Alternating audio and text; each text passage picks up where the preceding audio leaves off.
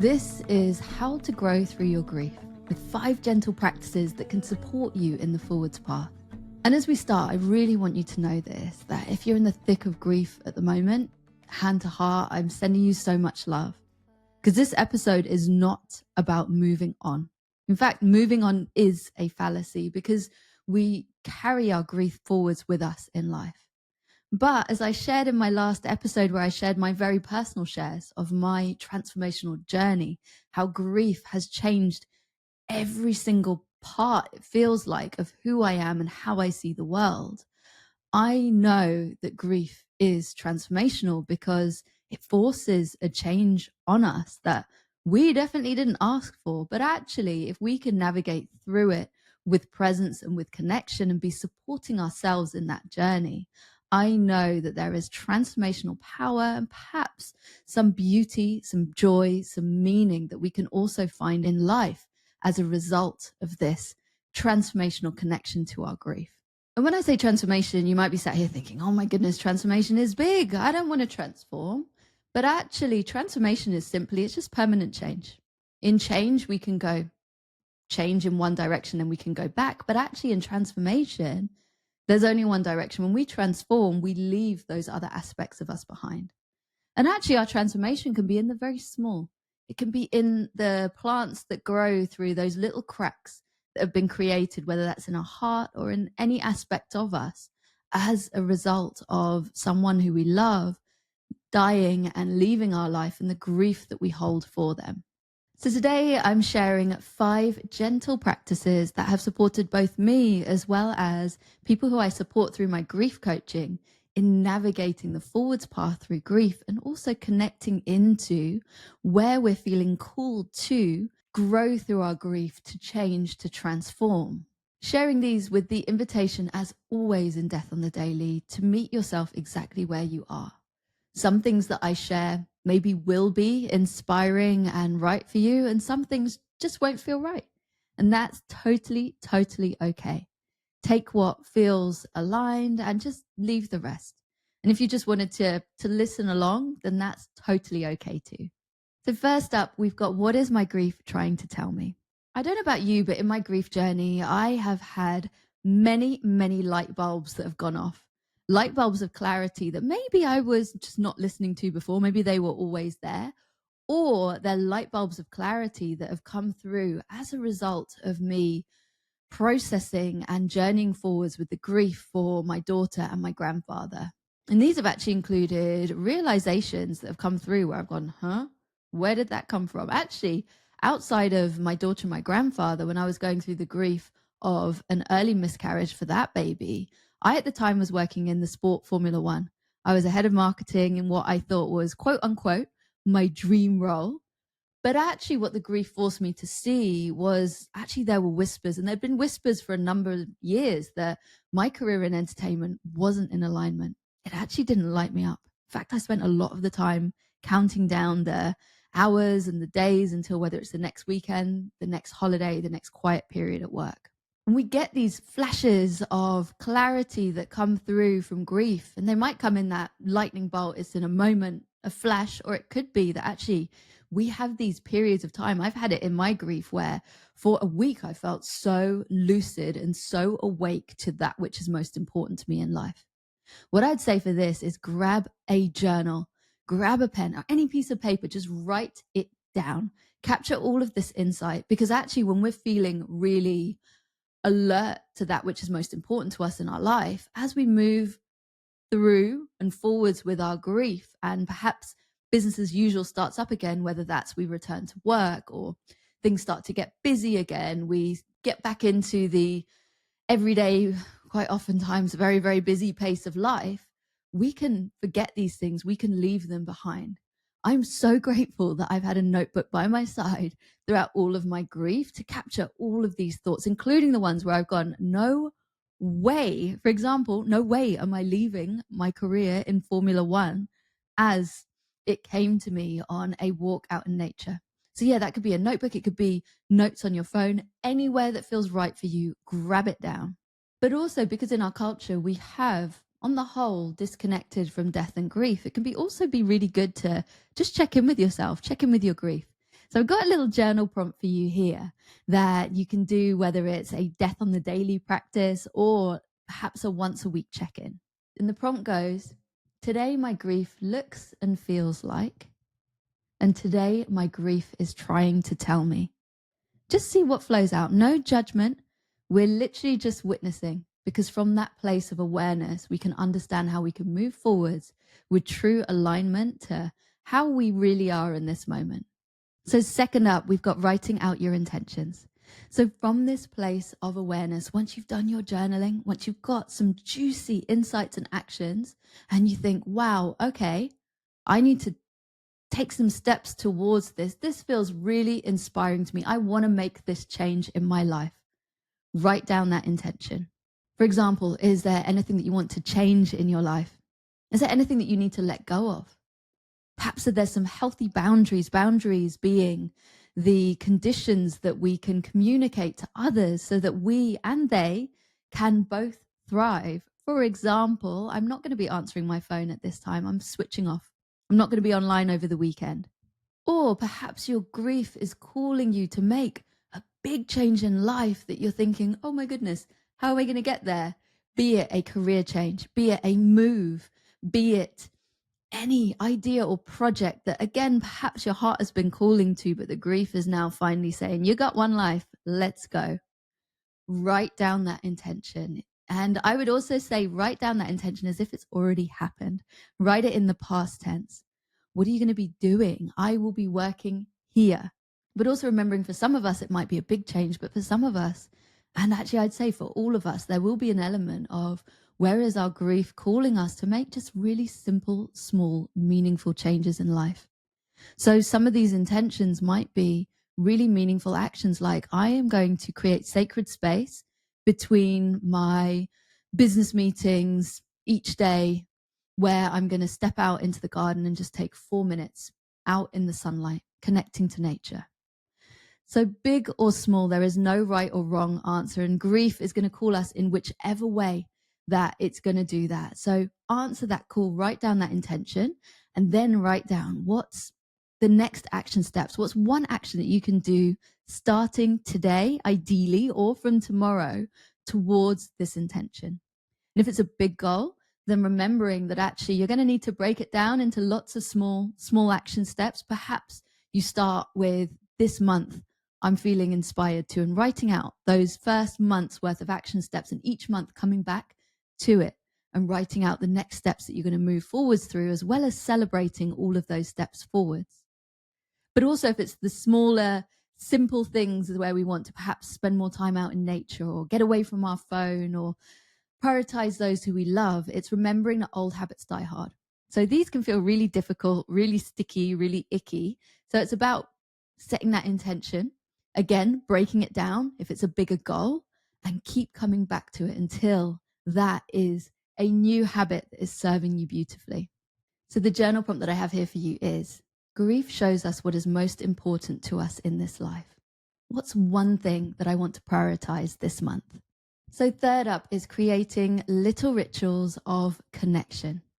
And connection in this is very much to our grief, but to our grief as a part of us. And actually, when we can find presence with our grief, we can also find presence with all of those the multiplicity of different emotions and feelings and desires and wants and feedback and everything else that comes through. So create a ritual that is in alignment to you. It might be that every day I'm going to light a candle, and just in that few minutes to light a candle and take a few breaths, hand to heart with that candle, that actually I can connect into my grief, that I can be with in connection to both myself as well as those who I've lost in my life. That can be a really powerful moment where you can then also bring in that question just to meet yourself in your grief today. And when we create rituals that are repeated, actually these are really powerful because they create anchors in our day, whether that's anchors of stillness, whether that's anchors of reflection, whether that's anchors of safety, of stability. I say just connect into, what do you want to invoke within you through this ritual moment where you connect into your grief? Is it a sense of love? Is it a sense of joy? Sometimes those who we're grieving, actually relationships haven't been good. In fact, sometimes they've been absolutely terrible. So it could also be a ritual of compassion for yourself, of forgiveness, of whatever's coming up that you want to evoke. And it has to be led by your heart. Create these little ritual moments of anchor and just see what awareness might just flow through that. Again, with no expectations. It's just the sole intention is just to be present with yourself in this moment. So the journal prompt here is, what is one simple thing that I can do each day that creates a connection to the person who I've lost? And I'd suggest, particularly if it's a daily ritual, that you keep it really, really simple. 1 to 5 minutes tops. It can be as simple as lighting a candle, playing your and their favorite song, walking out in nature and thinking of them and connecting into your grief. Just flow wherever you feel called to. Fourth up, we've got expanding your edges gently. So we've flowed through bringing that awareness, allowing grief to speak any messages through, getting that clarity. We've also flowed through from that place, being able to understand what intentions and goals and actions do I want to take. We've also flowed through the importance of continuing that dialogue with yourself, with your body, with your grief, with the person who you've lost. And now we flow through into just how we can expand our edges on our transformation. Now, when I think of transformation, I think we're walking that edge. It's walking on an edge where things can feel quite uncomfortable, because actually our psyche, really, our mind wants comfort. It wants safety. It wants our comfort zone. It wants to keep us here. But actually, when we transform and when we take these invitations, which are, I want to make these changes in my life, I want to prioritize these people, I want to do things differently to how I've ever done it before, it can be a really powerful path, but it can also be a really uncomfortable one.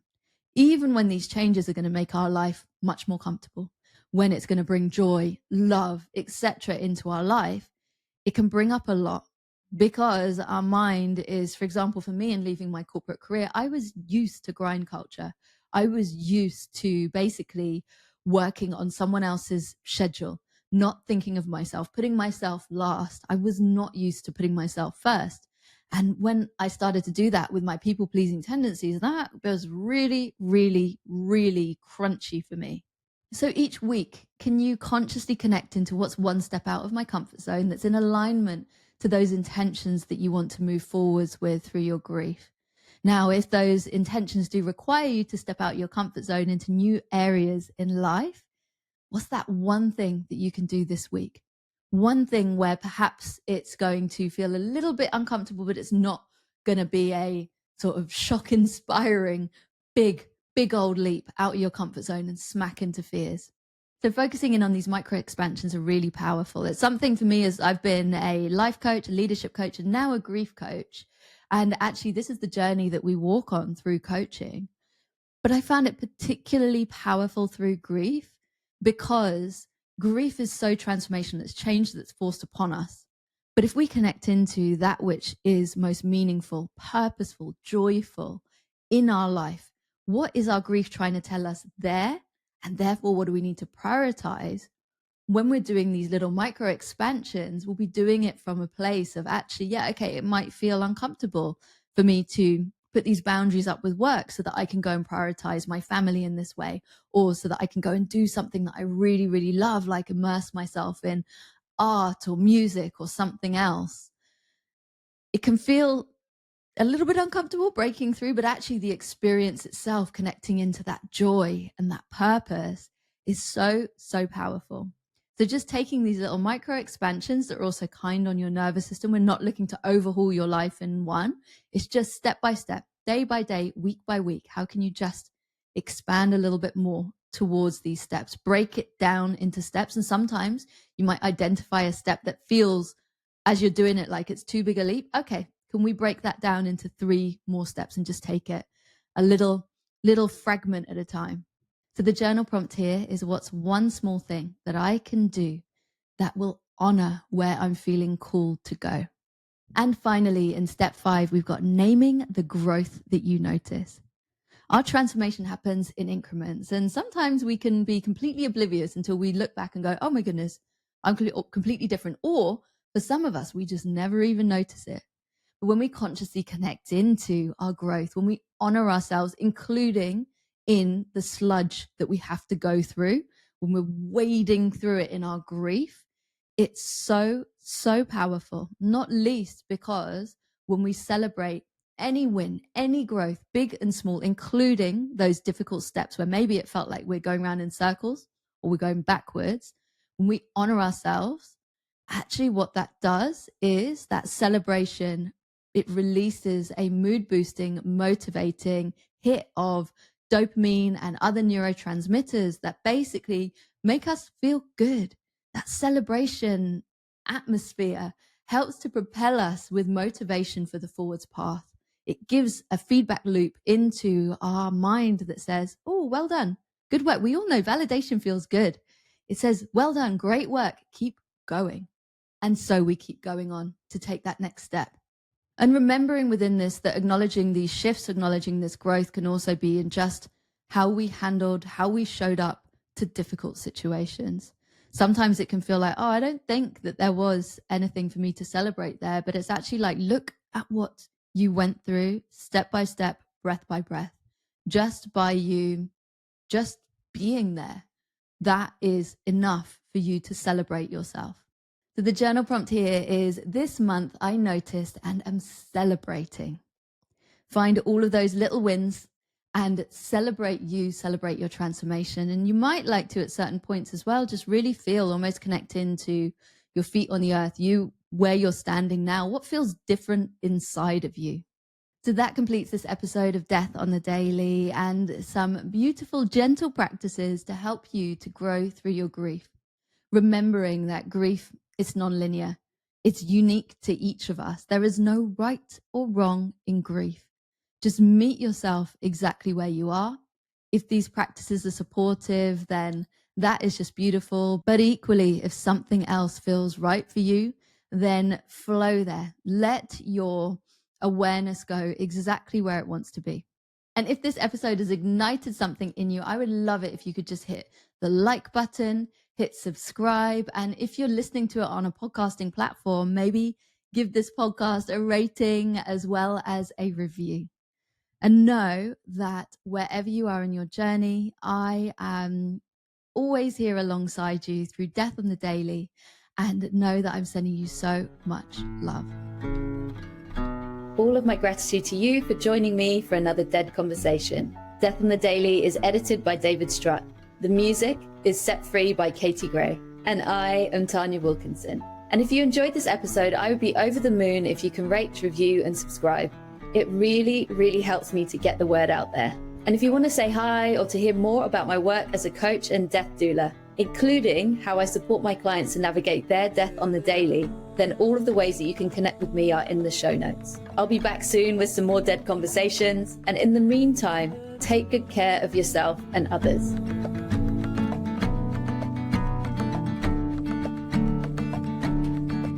There's a cold fire, there's a crossfire, and there's something